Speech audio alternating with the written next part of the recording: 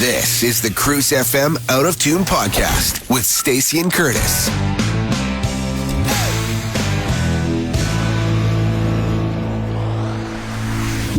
Starting, okay, how long have we been talking for? 7 minutes. Nice. What fuckers? Oh, okay. Curtis is joining me this morning. Good morning, Curtis. Oh, God. How long have we been recording? We've been recording for about 8 minutes. We're starting now? This is the start. Oh, okay. And I was trying to save today's file, and it said that it already existed. And I just listened back real quick to the other one. On this day, 1 year ago, is when we decided to start doing episode 10s. Wow. If you've listened to more than 1 or 2 or 3 episodes of this podcast, you'll know that we do refer to all of them as episode 10. I don't remember how it started, but my heart breaks for the people who listen once and they don't get that reoccurring joke. Right? And then they go out into the world and talk about the greatest podcast in the world. Mm-hmm. And they were like, did you hear episode 10? And people that listen regularly are like, oh, sweetie. You don't even know. You don't even know. Keep at it. The inside jokes, the recurring jokes just get funnier and funnier. Oh, there's so many. So Right? many. And there's nothing better than an inside joke between two people who are talking to themselves, like each other, and the other people have no idea what's going on. It's great. But here's the thing. We have this incredible platform and most people don't. So that's true. they got to take it as we give it. That's true. That is true. Okay. I feel like we have just gotten so much sillies out already in that first 8 minutes that didn't air. Laugh snorting, Stacey. Laugh snorting. I snorted. It's cathartic, honestly, to do almost like a pre-pod before we get to the real pod. We get it out. Yeah. We get it out of our system. It's time to be focused and hilarious instead of silly and hilarious. No, let's be silly and hilarious and focused. All of it. I don't know if I can do 3 things. And I've also been crushing a fridge ciggy here, so if I'm trying to suppress the burps this whole time. A what? A fridge ciggy? Diet Cokes are fridge cigarettes. Okay. Curtis, come on. I've never heard that before. That's because you're not in the club of Diet Coke drinkers. No. I'm going to do this to you right now. Okay. I'm going to put Diet Coke waves towards you, and your algorithm is going to fill with Diet Coke content, and your life is going to change. Do you like Diet Coke? I do. It was replaced with Coke Zero. Oh, don't poo-poo Coke Zero. I don't. I just think Diet Coke is better. You want aspartame or Splenda? I mean, they're both going to kill you. I want aspartame. Yeah. I want the burn, the taste. You want the burn, the taste, the formaldehyde? Can we just get into something very quickly before we get into our actual topic? And I just want to say, I know Coke Zero is killing me, but I just want to be open casket material. It's not killing you, though. This is the thing. Oh. Because first, oh God, we should do a whole podcast on Diet Coke. Diet Coke. Should we just change things? No. And do this whole podcast on pop and drinks? Maybe it will lead into high school relationships. I mean, we could. But what I want to say is that, first of all, it's been proven so many times that if you want to have like bad effects from Diet Coke, you need to drink upwards of like 40 cans a day. So if you are drinking 40 cans a day of Diet Coke, you are going to experience some adverse side effects. The average person isn't. I've had 2, maybe 3 in a day. Not a big deal. Don't come at me with that. The second thing I want to say... Can I just interrupt you and say, if you want no FX, you got to go get out your CDs from the early 90s. Hey, no facts. My God. Nice drop. My friends used to listen to that band. I hate punk music. I still do. Come on. Each to his own. Each to his own. The other thing is... You can't find diet drinks anymore. Everything is zero. Mm-hmm. Everybody's got a zero version of it, but they don't taste like a diet drink. Because in Diet Coke, the primary sweetener is aspartame. Mm-hmm.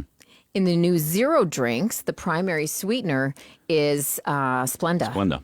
Not aspartame. Yeah. There's a little bit of aspartame. Yeah. And so I still find the zero drinks too sweet. They're too sweet to me. I want that bite of aspartame. That's why I like the bite of Diet Coke. Isn't aspartame also what they use in formaldehyde? No, or is that's an urban legend? Uh-huh. Okay. All of it. Everyone's just trying to hate on us because we love it so much. And what was the so 80s good. slogan? Just for the taste of it? Just for the taste of it. Diet Coke. I remember when Sergeant Slaughter from the WWF was on a Diet Coke commercial. And I really? thought, what a great spokesperson for Diet Coke, because here's this portly, out-of-shape man who he's not drinking it for the dietary benefits. He's drinking it for the taste.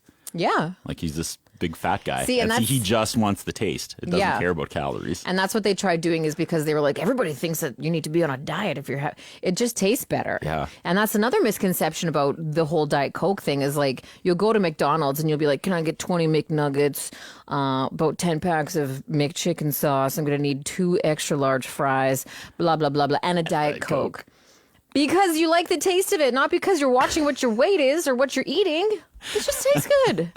And diabetes comes with drinking a ton of regular pop with the sugar. Yeah, right? exactly. So I will take like aspartame and Splenda, slowly killing me over time. Sure. Over losing a foot. Yeah. Or like but I love bunch... pop. I love pop, Stacey. And Me too. my wife is disgusted by my pop drinking, I think. But it's like How my come? only vice. It's my only vice. What's your damage in a day? I have a lot of, not a ton, not something crazy, but I definitely drink pop every day. And even that, some people are like, oh my God, I drink it like once a week. Really? That's sad. I drink it more. I drink it probably 4 or 5 times a week. Okay. I probably drink it every day. Okay. Not but a like crazy I said, are you amount, having but- like a 2-liter bottle? No. You're fine. Well, You're fine. all right. We don't need to. I'm just waiting for something to take me out. You know, we have been 8 minutes before we started recording. We're at 13 now. 13 minutes now. We haven't. Today's topic came about from last week when I just had that one inkling of a memory of high school when my girlfriend at the time called my mom for babysitting advice. And I was like, wow, I was transported back there. And then I thought that'd be fun. We should talk about like early relationships. And I feel like as that idea fleshed out in my mind over the last couple days, this is going to be very, very different because I started pursuing the girl I married when I was 18. Oh. So you can imagine my dating life is a very short window. Okay, because guess what? Yours started after. Mine started after, but mine's also a small window too. Yeah. So this isn't going to be like a 1-hour podcast. Well, we're getting there already. Already. But we're not going to have a ton of stories. They might just be like really impactful but ones. do you remember, like, maybe you've got your friends were dating someone who sucked, stories or stuff like that? I don't know. 100%. 100%. I'm very excited to just jump in here, and I worry I'm going to sound like a crazy person because, as you know, I have a really sharp memory. Yeah. And most people go through their 20s, like meeting people and dating and breaking up, and all that energy is spread out into that decade. All that energy for me was like 15 to 18, like 3 years. Okay.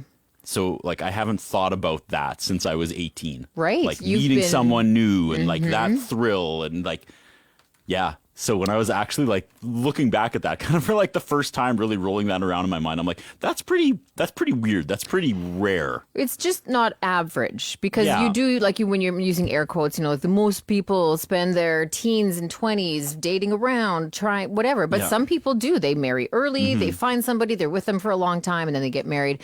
It happens. It's just not super common. So when I remember those 3 years, probably more than most people, is because that was my window. And those were important 3 years. So I may sound like a psychopath that remembers like these high school relationships, but that was my window. Right. That was where I felt the ups and the downs and the highs and the All of lows it. and the heartbreak and the triumphs. Yeah. Because man, I was out of the game by mid 18. You were hanging up your... I was hanging up the dating. The dating. I don't know what to call it. The dating shoes? Yes, the dating shoes. Did you wear shoes while you dated? Sure. Sometimes, sure. The dating cape? The dating cape. Anyway. The dating crown. Do you want to start with one of yours? Do you remember your first kiss? Do you want to talk about this? Was it young? Do you care? You can pass. I think it was like elementary school. Yeah, so yeah. It was like... I remember this because do you know Jamie Thomas? Old sports guy from Global. Jamie Thomas. The name sounds very When familiar. I first started at Global in like 2002, I was the weekend shooter for just everything, right? So Jamie Thomas, who went on to, I think he's at like Fox Sports out of Winnipeg. Okay. He did quite well. But I worked with him, and we would always just go driving, listen to American Pie, the soundtrack on CD in the company car. And I can't remember. It was related to something. We were going somewhere that reminded me, he's like, this is where I had my first kiss. Or it told. And then I was thinking, I was like, when was my first kiss? And then I told him the story of, I was like in the 5th grade. and we were at some dance, and these 3 girls and I went out into like the bushes out front of our school, and then they just took turns daring each other to kiss me. And I just remember it was something I hadn't ever thought about until that moment. But I just remember Jamie like laughing till he was crying and like punching the steering wheel. And he's like, "You peaked way too early, kid. You peaked way." That's a story you need to tell the rest of your life, but not mention that it was in the 5th grade. And I just remember that moment with him so vividly. You got to rewrite it. He was crying. He was laughing so hard. He was like, "That's just." One of those moments. Yep. Yeah. That is so that was funny. my first kiss. Okay. Two Christies and a Leanne. 2 Christies and a Leanne. Two Christies and a Wow. Leanne. I think mine was with his name was Mackenzie. Yeah. And he was a bit of a bad ass, getting in trouble a lot. And it was just one of those things where, you know how sometimes friends step in, they're like, "You should kiss him." And his friends were like, "You should kiss her." And you don't have a say in it, maybe? And all you're of a like, sudden, "Oh, no, I couldn't do that," as you're already and then all puckering of a up sudden and you're leaning locking forward. lips. So that was mine. It was very like, Yeah. and that was it. And then that was it for a while. Mine was very much like I got home being like, the rest of my life is going to kick ass. Like, I love that. this is going to be it was not. This is not a regular Little thing did that's going to he happen. know it was not the Little did I case. happen. Jamie from Fox Sports was right, and I did peak. You did peak. Grade in 5. grade 5. It never got better than that, Stacey. Oh, man. Yeah. Okay, so that's your first kiss. Yes. That was my first kiss. What was your first, Who was your first partner, girlfriend? I was, you know how in high school, like every semester feels like 3 years? Mm-hmm. Again, getting married at 20, I swear it feels like grade 7 to 12 is like half my life. Oh, yeah. It's very weird for me that way. And it's such a different way that your brain is working in those years, too. Like you conceptualize everything so differently. I got married in 20, and obviously there was changes, right? Yeah. Like we had 2 kids, we moved, dogs, houses, jobs, but there was never as much change as those first like grade 7 to 12 years. There's so much change that I remember that being so much longer than it actually was. But so grade 9, I kept to my elementary school group. Oh, yeah. They were all in all my classes. Yeah. I didn't have to really make new friends. I just kind of kept my head down trying to survive grade 9. And then there was one guy from the elementary school group, Neil, that just kind of like went out and made new friends, and that was fine. No, nothing bad, right? He just kind of wandered off. And trust me, these are all important details. Excuse me. And then grade 10 hit, and I just started meeting all these like older people. I was suddenly, all these people that had failed were in like my grade 10 classes. And these like older, like rough kids. And so suddenly I was hearing like I was just this, middle class, nothing bad ever happened to me. And these people are telling me stories of like, and I don't even know if they're true now looking What back. did They're we like, call them? Upgraders? yeah, but they're like, "Oh yeah, like my dad beats me." And I'm like, "Oh shit." It's like heavy stuff that I had never really been exposed to before. And again, looking back, I don't even know if this is true or not, but I swear I had one of these like older people sitting beside me in all my classes suddenly in grade 10. So I was just dealing with a lot of, I just remember that so vividly of like, holy crap, like this happens in real life. And they would sometimes like latch on to a kid. Yeah, who would listen. I was that kid in and like I say every kid, class. but like they're probably only 1 or 2 years older than us, but still. Yeah, some of them maybe would have been older. I don't know. 2 years in high school seems like a decade, right? Yeah. Like, anyway. So, and I would remember this day so vividly because it was a Thursday and we were heading to band. Band was either 5th period or like an after school thing. And I was in grade 10 and one of the girls in grade 9 that was in percussion with me, we kind of met at the door and then over the intercom, it was mid-December. They said that as of now, the teachers are on strike. There's no more school. Oh, right. And we were like, "Oh my God, that's amazing." And I was like, "Do you want to go for coffee?" So we left the school and we went for coffee, her and I. And then we had a blast at Markham Mall having coffee. And she was like, "I'll call you tomorrow. We should do this again." So school canceled. Right? I got a date. And then I walked back to school because I was like, "Oh crap, I didn't take anything. Like, I don't even know when I'm coming Just back, left. right?" So I went back and I swear to God, I lived out that he ain't heavy, he's my brother PSA. I walked into school and I was the only one there except for Neil, my like estranged friend from a year and a half ago. And he was excited too because school was canceled. Yeah. And from that day forward, like we have been inseparable. He's been my absolute best friend since that day. He was my best man. Oh, I didn't know this. Yeah, and we were friends in elementary school, but we were part of a group, and like he was definitely one of my best friends. But Right. I couldn't really pick between the 3 or 4 of who was my best friend. But from that day forward, it was like we were inseparable. Oh, that's so So that's sweet. a lot happening in one day. That's like a movie, Stacey. Yeah. I woke up that Thursday morning thinking it was just going to be another regular day. School's Look canceled. what happened. It's December. Like, it was like December 10th or something. We didn't go back till after Christmas. Reconnected with Neil, got a date. But so, yeah. So I don't know. She was nice. She was good. We started dating, but then she got popular real quick. Oh. She got popular real quick, Stacey. And then she was done with you? Well, Or- absolutely. Okay. It was only a matter of time before she realized that, it was like I was like a 3 or 4 dating like an 8 or a 9.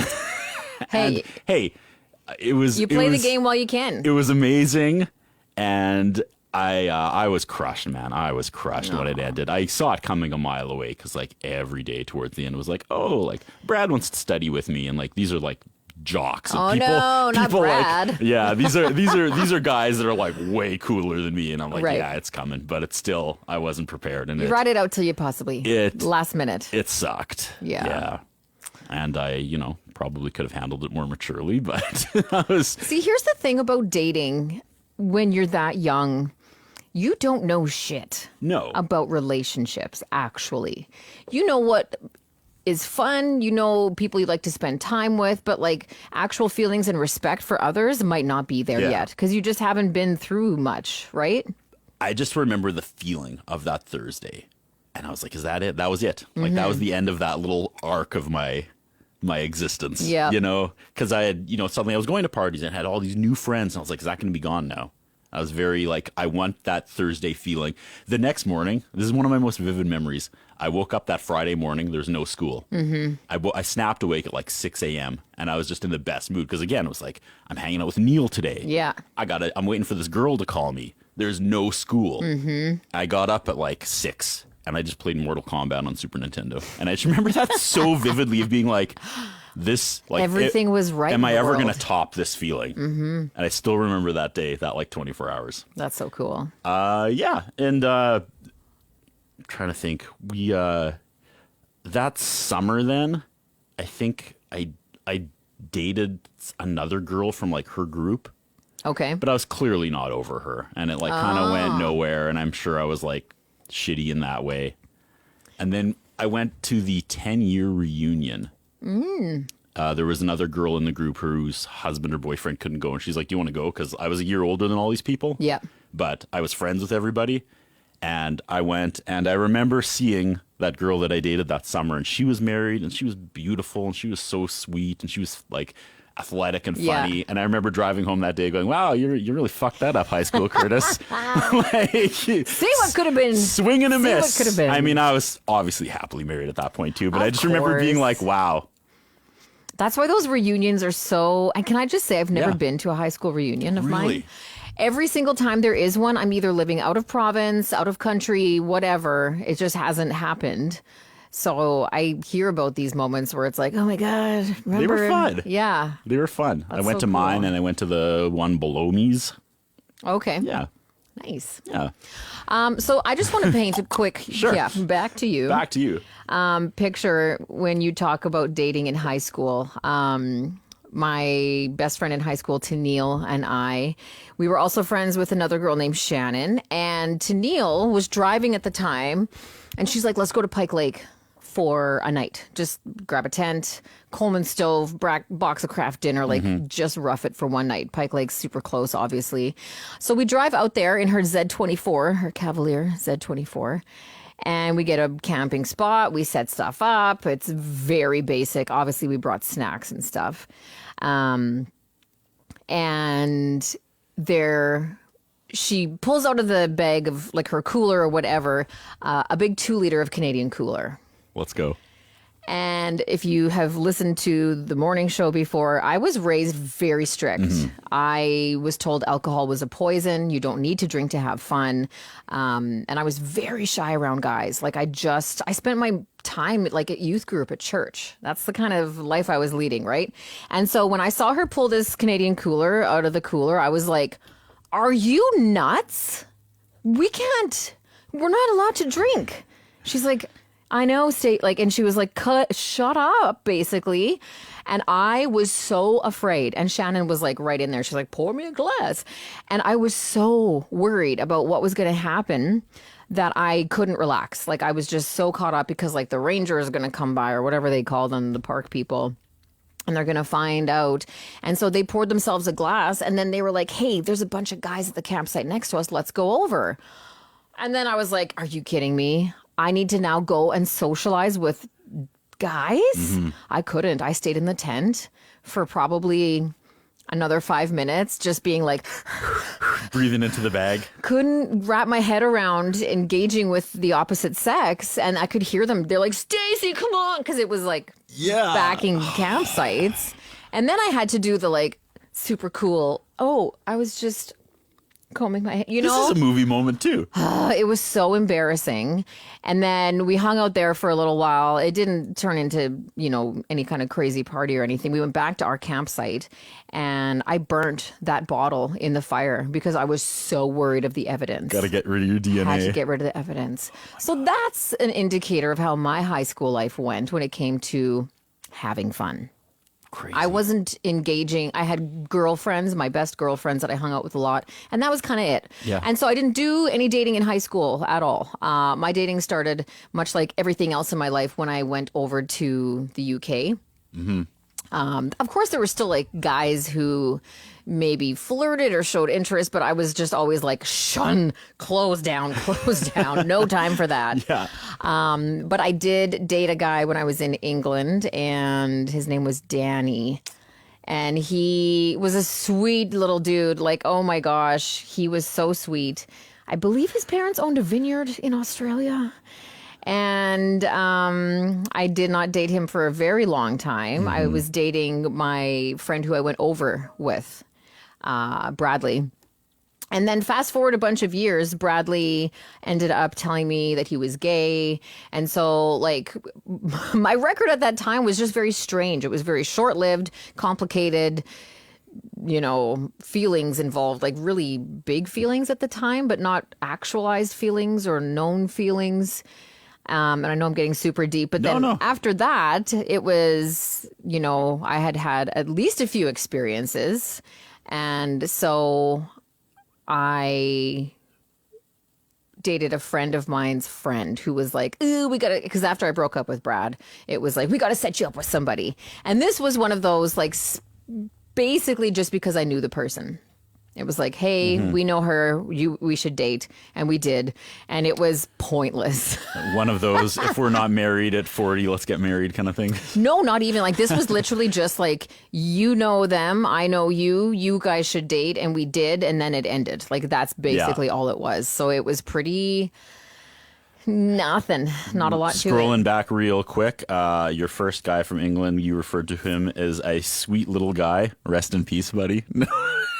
Nobody wants to. I don't think that's the manliest description. And as soon as those words came out of my mouth, I was like, Stacey, come on. I was mortified for him. No, you didn't mean it in a derogatory way, but I was like, if somebody referred to me as a sweet little guy. I know. Moving on. Maybe we'll make some edits. Are you still friends with Brad? Oh yeah, nice. Very good friends. Cool. Very good friends. Do you ever like brush off the shoulder, be like, well, we dated, and then he like switched teams, so guys, be careful. Right? If you date me, the bar is so high, you're just gonna give up after. Trust me, I've heard a lot of those different jokes. Well, it's not a joke. That's some resume stuff. Is it? I guess I could start using that as a lead. I don't think dating me is that fantastic, but like it's kind of just so you know, you fall off that cliff if we break up, like, right? Okay. Yeah. After going back to me, after I kind of exhausted that grade 10 thing, I made friends with a group at Holy Cross. I went to Walter Murray. You crossed schools. I crossed schools. Wow, and in grade 11, what a move. Grade 11, I was still at Walter Murray, but I was hanging out with like my cross friends. It was a brand new group of people, and they were amazing, and I made friends for life there, and I am just so thankful the way things played out the way they did, because had things gone well, I probably would never have met these cross people. Yeah. Or like tried to branch out and hang out with a new group, and still friends with a lot of them. Nikki's one of my best friends. She was my grad date, just an amazing girl. Yeah. And The funny thing was, though, right after high school, we were all at a party, and then my first girlfriend like met up with she was there too, and then she like, I don't want to say left with, like not like that, but like connected with one of my Holy Cross friends. And then I remember her calling me the next morning being like, are we cool? Like, don't ruin this for me. And we were fine. I was like, of course. But then, Stacey, let me tell you about another party that happened shortly after that where we were both there. And again, we were fine. And Neil was there. But I just remember we were all sitting around. And then she said, hey, remember in high school when I bought that like black dress? I found that in my closet the other day. And I wore it to my grandpa's birthday. And I said, what did you do? Jump out of the cake? Oh, Curtis! I'm sorry. And I right. My jaw's on the floor. And Sweet Curtis, what the hell? and it wasn't like in a mean way. Like everyone laughed, and I think she was like, but there's one guy that I barely know that was at that party. I run into him about once every 2 years, and as soon as he sees me, he doubles over and he's like, dude, that is still the like sickest burn I have ever heard in my life, from like face to face, no like hesitation, just like snap. Fatality. Wow. That's Even Neil still, I remember Neil looking at me and being like shaking his head what is like, wrong with you?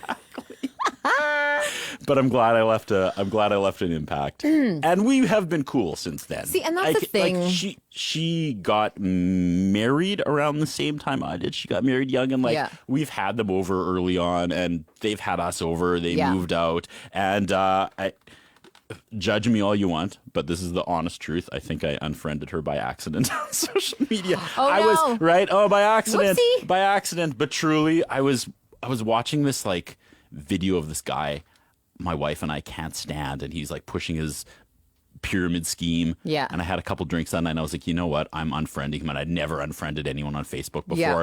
And I was like, oh, what's this feeling? And then I started scrolling through and just like unfriending anybody that possibly kind of annoyed me. And she has a very common name, and I definitely think which is funny because her and my wife are still Facebook friends. Oh. So my wife will give me updates like, oh, she's in Cabo. And I'm like, oh, yeah. So I don't know how to have that conversation where like, I got drunk and unfriended you, but it was 100% by accident. Totally by accident. Wink, wink, nudge, nudge. Wink, wink. Yeah. Also, how was your grandpa's birthday party? Yeah, no kidding. Happy birthday. No, that's yeah. So then, like, I mean, honest to God, to finish up my whole dating career, like that 1 year out of high school, like I went on a few dates. You know, I brought a lot more maturity to these dates. Yeah. But it was never like, I'm going to get up and play Mortal Kombat at 6 a.m. Yeah. And you know me and how sentimental I am and how nostalgic. Chasing that high. I was 100% chasing that high. Yeah. And that's, you know, there's a lot of things going on. School, Neil.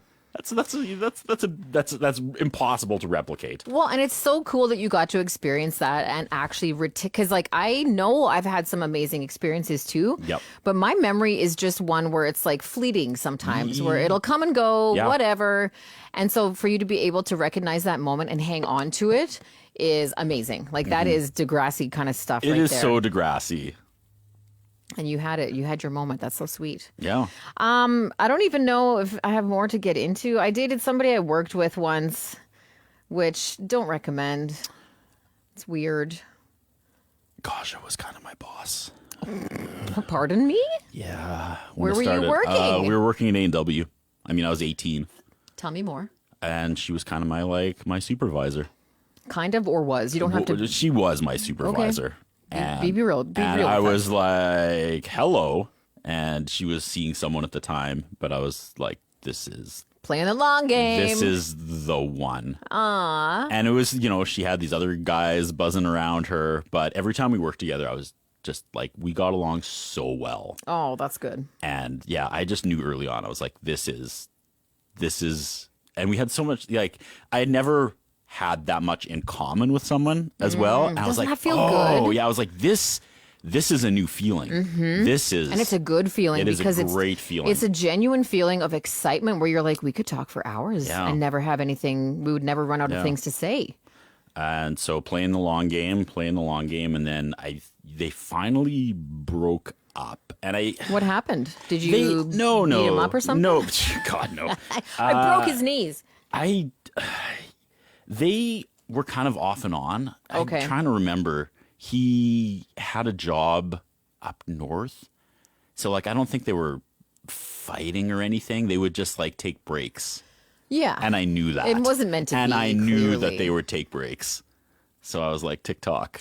Well, and then the thing is about working with somebody, you are going to be together. Like that is the best thing is because it's not like, oh, we should hang out again or whatever. It's like, I'm going to see you at work the next day or in a day or two. We're going to have 2 night shifts together or whatever. So you have this time with that person. And that's like the best part is because you're forced to see each other. And I remember telling everybody that this was my plan. Like when they break up again, I'm going to... Make my move. I'm going to make my move. And then when they finally did, like, take a break, everyone was like, all right, go. And I was like, it's real now. Shoot. And at that point, we were such good friends that So did you have to like friend zone out to the date zone? I had to. We were really, really good friends at that point. And even I knew she would be hesitant. And even I was kind of like, if this doesn't work out, that sucks. Because I really enjoy, like, I'm 100% interested, but I would really hate not having her as a friend. Exactly. But it clearly worked out for you. Well, yeah, I kind of floated it out there, and she was like, like, wasn't quite as immediately receptive as I had hoped. And then shout out the late Lori Mathiasen. This is like a sad little note of the relationship. We also worked with Lori Mathiasen at A&W, and I guess they were talking one night, and Lori went to bat for me and was like, he's the best. Like, give him a chance. That's amazing. Really, like don't just shut it down. Like, really think about it. And then it was, shortly after that I was like, oh, I guess we're dating. And at that point, like, honestly, we were, like, emotionally dating at that point by then. Right. Like, we were checking in with each other together every day. Like it was everything but physical at that point. Yeah. And then Lori just kind of gave the like seal of approval. And that's the other thing is like when you can get a bit of props from your friends in the situation, oh my God, vetting somebody is like, it's the ultimate. And then a few months later, do you know what happened to Lori Mathiasen? I don't. Do you remember that? The name sounds familiar, but I don't. She was the girl that died on the chiropractor table. That's right. We were pallbearers for her funeral. Oh my God, I'm sorry. Yeah, it was that was a rough patch. Yeah. But I had completely forgotten about that. But then it just went great, and I was like, I know, and she. Yeah, so we got engaged like 5 months after we started dating. Oh my goodness. After the Lori thing and all that, and haven't looked back. The funny thing is though, and this is like, so when we officially, like, we decided just one random day in December, looking back, we're like, I guess that's when we went on, like, we went to the Festival of Trees. Okay. And we're like, I guess that was technically our first date as a couple. Because, like, sure, we'll say that, just to have a day. And then, like, 2 days later, I was at a house party, and I'm still just, like, top of the world, right? I am just in, like, the greatest mood ever. And she wasn't there. And then there was this one girl there and was talking about, what was it, variety night? Oh, yes, like high I remember school variety those. nights. Yep. And I said, I was there, and I just remember one girl in like a shiny green shirt playing this like amazing original song on the piano, and she was like, that was me. And I was like, oh, like, honest to God, not flirting with her at all. I was like, that's incredible. Like, you're so talented. Again, thinking about my future wife. Yeah. And then she just kept coming back and talking to me, and again, just completely oblivious. And then at the end of the night, she was kind of like, we should go for coffee. And I just remember like being like, whoa. What is happening? Also, are you fucking kidding me? like 3 days. You know what I mean? It's like, really? Now the universe is like, hey, there's girls everywhere, Curtis.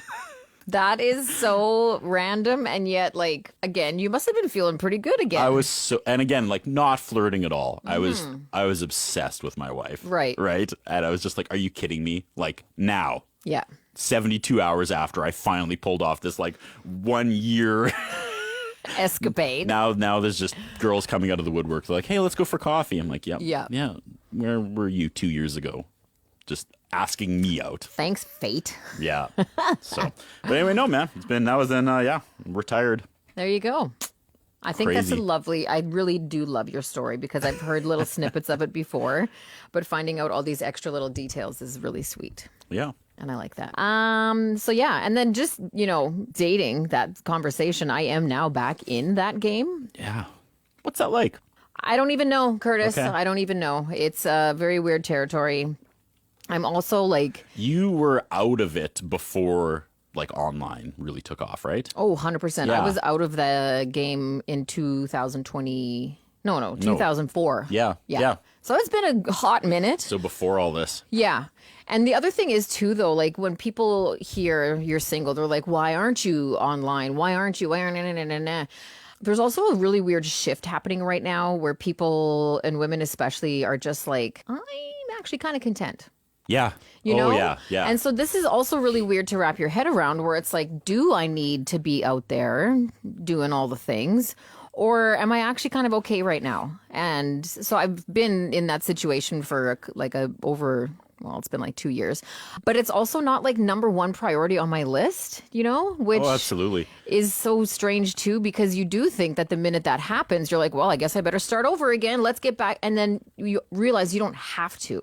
No. There's weird pressures that people do put on you. Other people, I have a friend of mine, she separated and she was back in it like quick because that's her personality, So maybe not for me, maybe not for everybody. It's just a very weird time trying to navigate that kind of stuff. At least people our age, which, I mean, to each their own. I assume if you are interested, it will be someone in our age category. I think so, yeah. Will remember what it was like before and still have that like map and game plan. I couldn't imagine trying to figure out how to properly pursue someone younger, And just even like being like when you say like planning your pursuing of whatever, it's like, hey, I'm going to do this, I'm going to do that. Back then, we didn't know anything about anybody. And you could make mistakes without being dragged online or, And fast forward to today, and it's like, well, I'm probably going to know a lot about you before we even go on a date, because that's just how it is. And cameras, films, what have you. It's just so different. It's so different. Anyway, on that note. On that sad note. Hey, dating. Dating's fun. Dating's fun. Dating is fun. But I have really enjoyed this conversation because the sidebar stories that come out of it, jumping out of cakes, all of it is really entertaining. It's fun. It is fun. So I hope you listeners out there find someone who makes you want to play Mortal Kombat at 6 a.m. Exactly. And gives you that feeling. I hope school's canceled, you have a date, and you reconnect with what turns out to be your best friend for life and turns into your best man. I don't know if Shout out Neil. If we can all reach that level of epicness. Epicness. That was my movie day. But you did. And you get to tell that story over and over, which you should because it's great. I don't know if I've ever told that story, to be perfectly honest. Really? Who am I going to tell that to? I would tell everybody. Because here's a little romantic story about me and my best friend, Candace. Yeah. We both started working for this company that is Harvard Broadcasting in 2007. And at that time, we didn't quite have the radio station yet, which was Wired 96.3, if you recall. And so for a while, we were working out of our boss's house. She was the general manager.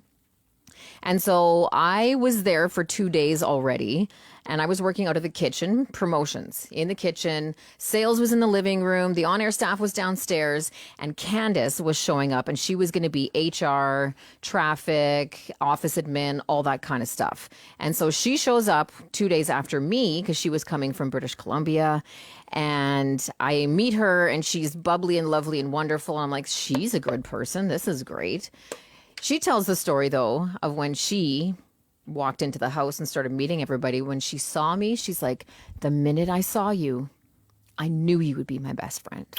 I knew you would be my best friend. There was just something about you. I just knew. And all her life she had said she just wanted like a best friend because she moved around a lot. She never had a chance to like full on get a best friend and put in the time and life experiences, what have you. And she's like, the minute I saw you, I just knew we were going to be best friends. And fast forward 2007, like almost 20 years now, Yeah. she is my best friend. And I love telling that. She loves telling that story. And you need to tell those kind of stories because they're romantic and wonderful. And I'm not saying romantic but like romance as in like, this just doesn't happen. There's so many feelings around it. It's such a cool story. You need to tell it more often. You better. I shall. I'm going to be like, Curtis, how many times did you tell your love story this week? I may choose to tell the one about how my wife and I met instead, but they're both good stories. Sure, whichever. Okay, that does it for the exes/relationships episode. That was fun. I don't know if we're going to do pop next week. Probably not.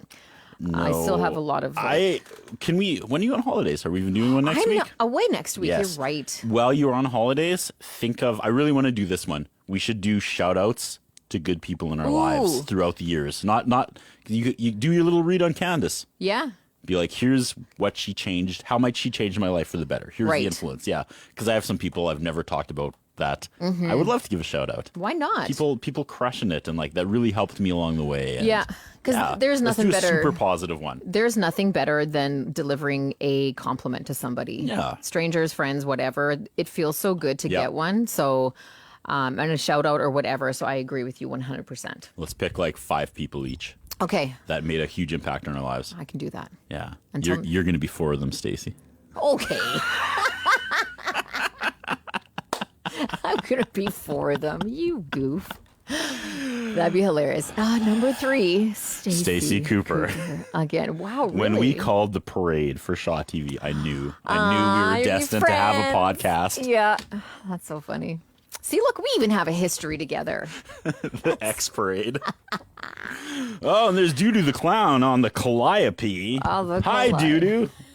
Always a favorite. Always. And there's the 4-H Club. Oh, that horse is shitting. Yeah. Those were some good times. Those were. Great times. Okay, that is episode 10 of season 2 of the Out of Tune podcast. We will do this again, not next week, but the week after. Week after. We'll take a break. Okay. You don't want to listen to this one twice. I'm going to have to. There's lots of editing that needs to be done here. I don't think so. Anyway. All right, bye. Okay, bye. Thanks for listening to the Cruise FM Out of Tune podcast. Check back for new episodes wherever you get your podcasts or at cruisefm.com.